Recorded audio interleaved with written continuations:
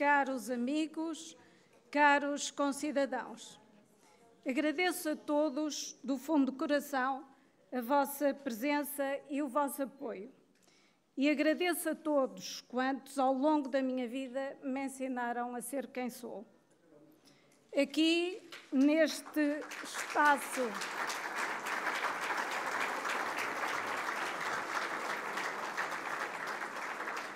Aqui, neste espaço, Raiz e Água, dedicada à poetisa de Abril e deputada à Assembleia Constituinte Sofia, sinto que o meu primeiro dever é o de enunciar de forma sucinta e clara as razões políticas da minha candidatura à presidência da República, dando assim resposta à pergunta legítima que todas e todos têm o direito de fazer. Por que é que decidi candidatar-me à presidência da República?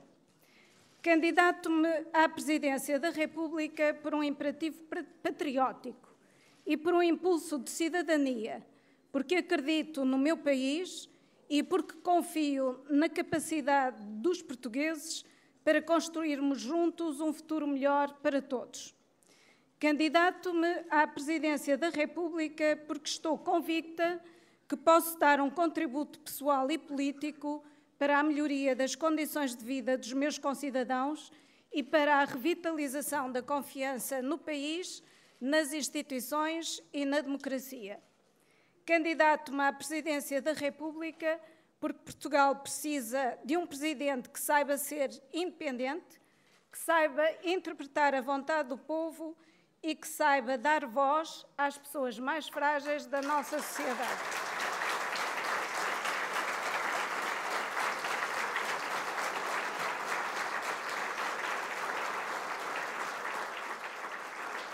Candidato-me à presidência da República porque pretendo dar um sentido de unidade e de pertença assente na dignidade da pátria e no orgulho de ser português a todas as portuguesas e a todos os portugueses espalhados pelo mundo.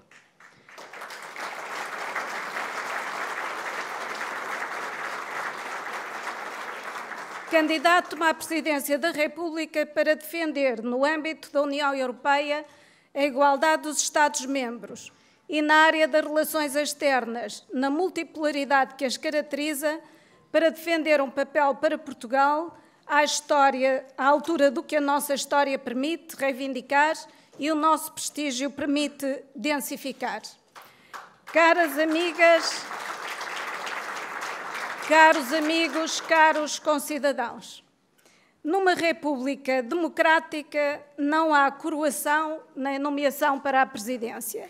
Há eleição. E eu candidato-me a esta eleição para disputar a vitória. Repito,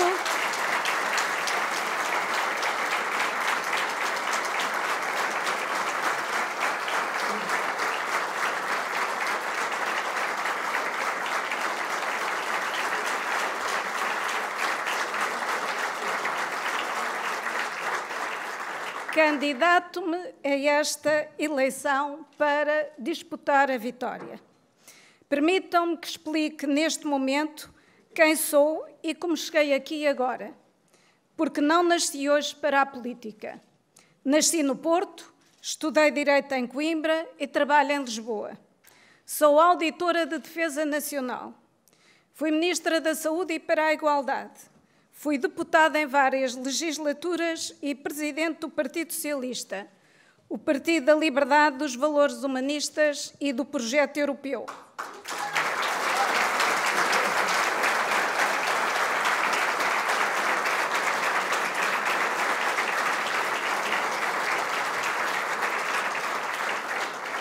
Fui deputada municipal nos concelhos de Sintra e de Lisboa. Fui associada fundadora e membro dos corpos sociais de muitas instituições de solidariedade e das suas uniões. Fui, em vários mandatos, membro do Comitê Diretor da Associação Internacional das Mutualidades, fui presidente da Assembleia Mundial de Saúde e fui ainda deputada à Assembleia Parlamentar do Conselho da Europa. Na minha experiência nacional e internacional, fui sempre defensora do prestígio das instituições e promotora da justiça social, do primado das pessoas sobre a economia, da urgência de trabalharmos para uma globalização justa e que salvaguarde o ambiente. Defendi sempre igualmente o papel e a intervenção que um país como Portugal, com uma longa história de contactos, de miscigenação, de diálogo intercultural e interreligioso, de valores humanistas, de tolerância, de diversidade partilhada, pode efetivamente desempenhar. Na minha decisão de me candidatar à presidência da República, pesou uma reflexão séria e profunda sobre o país, sobre a vida concreta das pessoas e sobre o contributo que cada um é convocado a dar em nome da construção do bem comum e, nas palavras de um grande pensador da liberdade e da democracia, desse amor à igualdade que é o amor à pátria. Olho para o meu país e vejo como uma parte da população está descrente e confrontada com o avanço impiedoso das desigualdades. Olho para o meu país e vejo como os 7 anos de crise que abalaram o mundo agravaram pesadamente as condições de vida, presente e futura, de uma parte alargada das famílias. Olho para o meu país e vejo como, ao longo destes últimos anos, a pobreza alastrou, as oportunidades de trabalho se reduziram, os direitos humanos, sociais, económicos e culturais foram enfraquecidos e como uma geração de jovens é de novo forçada a emigrar na esperança de encontrar lá fora o que o seu país não lhe proporciona, uma vida plena, realizada, feliz e com horizonte de futuro. Olho para o meu país e vejo também como entre momentos tristes e bonanças há famílias que são um exemplo de dignidade, de sentido de partilha e de esperança, de afirmação do valor da solidariedade entre gerações. E vejo também pessoas cuja vida inspira em nós um sentimento de esperança. E vejo que há um povo, uma comunidade, uma pátria a que chamamos com apropriado orgulho Portugal. Sim, olho para o meu país e vejo o talento dos portugueses e das portuguesas. Uma nação valente que não se verga às adversidades e que sabe preservar a árdua esperança, o sentido da justiça e a confiança no futuro. Caras amigas e caros amigos, caros concidadãos, a reflexão sobre o desafio de uma candidatura à presidência da República permitiu-me fazer um balanço sobre os mais de 40 anos da minha vida pública e neles encontro o fio condutor que sempre me orientou. As pessoas, sempre as pessoas e a dedicação à res pública. Ouvir, escutar, cuidar, proteger, resolver, decidir e transformar para melhor a vida das pessoas. O meu compromisso é, pois, em coerência com a minha vida pública, o de realizar uma presidência das pessoas, uma presidência para as pessoas, uma presidência pelas pessoas, uma presidência com as pessoas.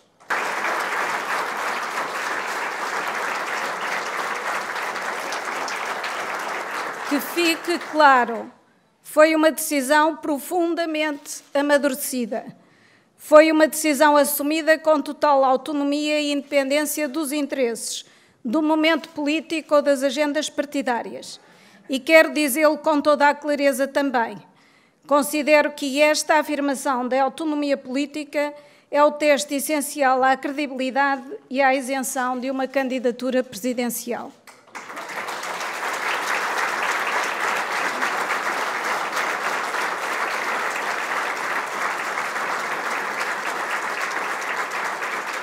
É, aliás, minha convicção que a demonstração de autonomia e de independência na decisão de candidatura é, para os cidadãos e para as cidadãs do meu país, a melhor garantia política e pessoal de que o mandato presidencial será exercido com igual autonomia, igual isenção e total independência das agendas políticas e partidárias.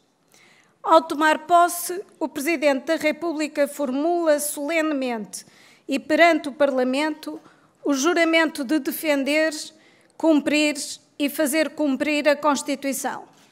O mandato é claro. O programa do Presidente da República é a Constituição.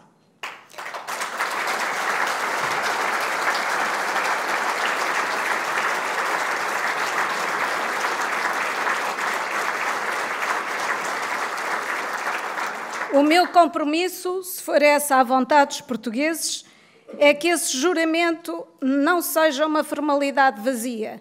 Sou uma pessoa de honra e, para mim, terão igual valor político e ético o juramento, a Constituição e a lei.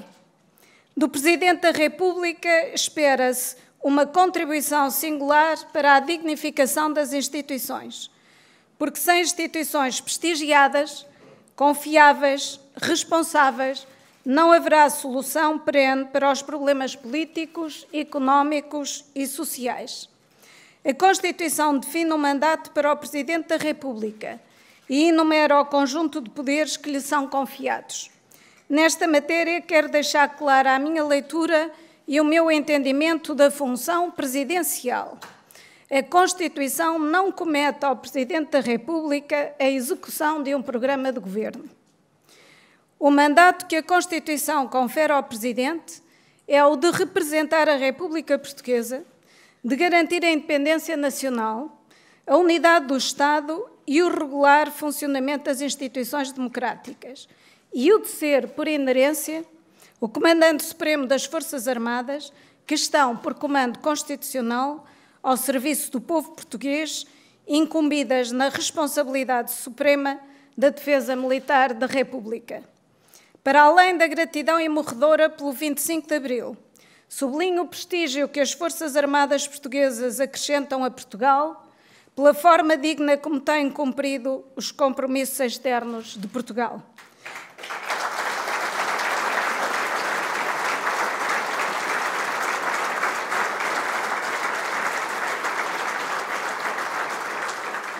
As mulheres e os homens que dedicam as suas vidas à defesa e à proteção do nosso país, com exemplar sentido de patriotismo e abnegação, de serviço, são credores do nosso permanente respeito.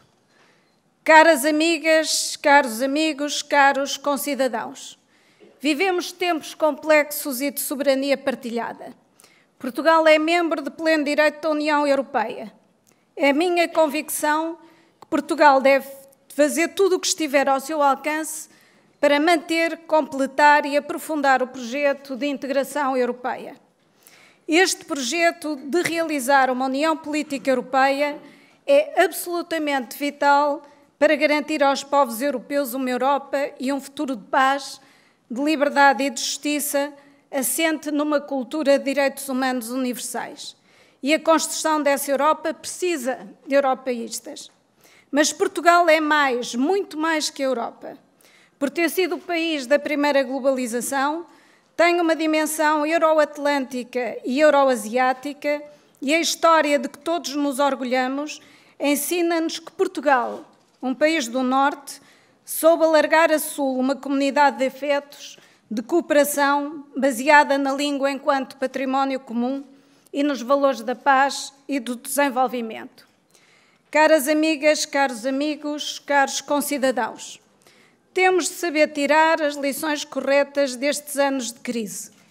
O crescimento económico de que precisamos não é incompatível nem com a coesão social, nem com a coesão territorial, nem com a redução das desigualdades.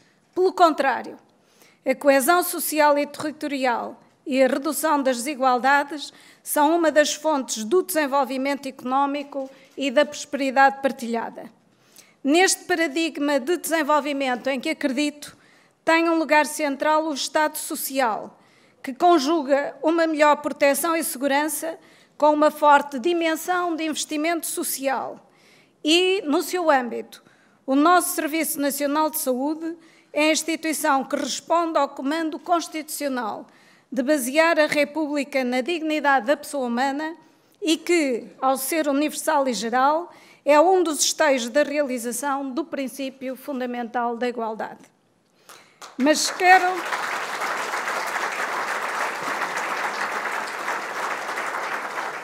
quero também destacar o importante papel que a economia social e solidária, a economia da cooperação e da partilha, pode e deve desempenhar na redução das desigualdades.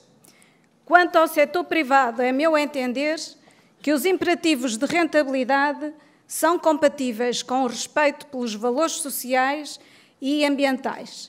As questões económicas não são apenas as relativas à eficiência e à eficácia, mas são também as relativas à moralidade e à justiça, nas palavras certeiras da Amartya Sen.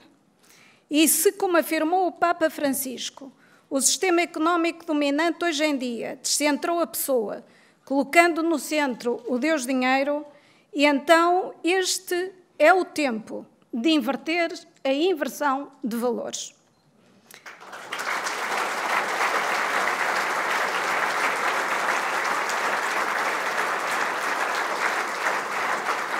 Este é o tempo de reafirmar a prioridade e o respeito pelos valores humanistas e pelos direitos fundamentais. Agora que se aproxima o momento da comemoração dos 40 anos de vigência da Constituição da República, precisamos, como nunca, de uma presidência com uma visão equilibrada dos poderes presidenciais. Precisamos de um presidente que saiba ser moderador e que saiba preservar com isenção, com serenidade e maturidade democráticas, com sentido de Estado e com autoridade desinteressada, o prestígio das instituições e os indispensáveis equilíbrios sociais e institucionais. Precisamos de uma presidência que saiba ter um papel fundamental na congregação da energia, do talento e da vontade de todos, em torno de desígnios políticos que o país não pode deixar de querer vencer. Refiro-me, como exemplo, ao objetivo de eliminar na próxima década o flagelo da pobreza infantil. Pode um país que erradicou o flagelo do trabalho infantil recusar-se a assumir este desígnio ético, democrático e económico? Refiro-me também ao objetivo de extinguir quanto antes as desigualdades salariais remanescentes entre homens e mulheres.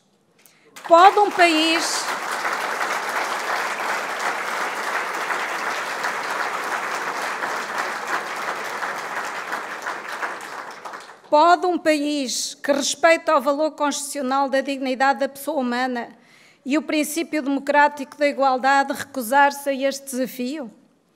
Ou ainda ao objetivo de considerar a ciência e o ensino superior como elementos indissociáveis para que Portugal seja uma nação moderna, resiliente e com futuro que garanta que o desígnio democrático da igualdade de oportunidades seja uma realidade ao alcance de todos os cidadãos, sem outra distinção que não o talento natural de cada uma e de cada um dos nossos jovens?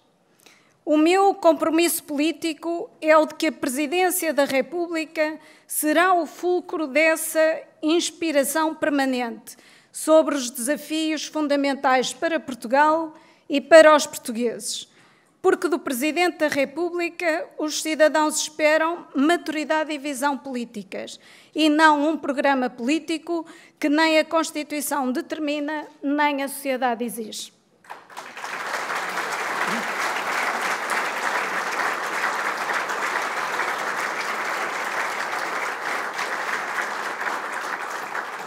Caras amigas, caros amigos, caros concidadãos, o meu compromisso político é o de exercer esse mandato com base numa visão da política que valoriza a proximidade, a tolerância e a liberdade e com respeito integral pelos princípios da transparência e da responsabilidade.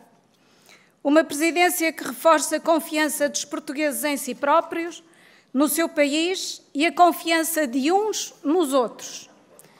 Uma presidência comprometida com o respeito intransigente pela dignidade da pessoa humana e pela Constituição, pelo respeito pelas instituições e pelo diálogo político, social e interreligioso.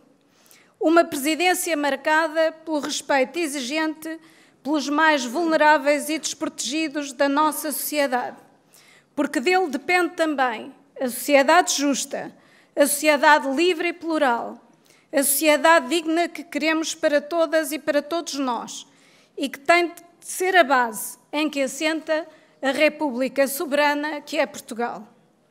O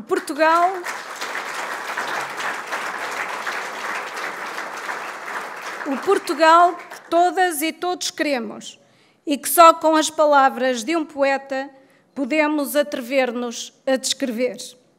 O teu destino é nunca haver chegada.